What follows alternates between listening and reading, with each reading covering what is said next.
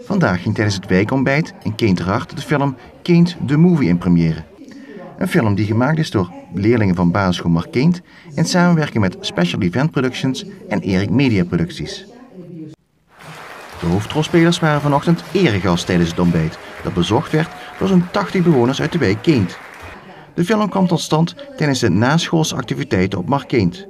Na te hebben geoefend met de camera en een verdeling te hebben gemaakt van rollen als regisseur en presentatoren, trokken de kinderen de wijk in. Alle onderwerpen zijn door de kinderen zelf bedacht en uitgevoerd. Er zijn de afgelopen maanden opnames gemaakt met tal van bewoners en vertegenwoordigers van diverse instellingen in de wijk.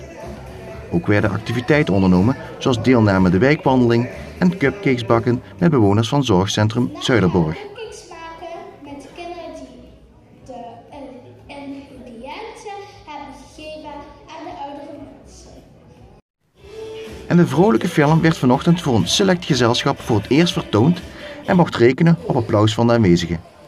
Alle leerkrachten en leerlingen van Markeint krijgen op woensdag 17 februari de film te zien tijdens een speciale voorstelling in de Kotja bioscoop.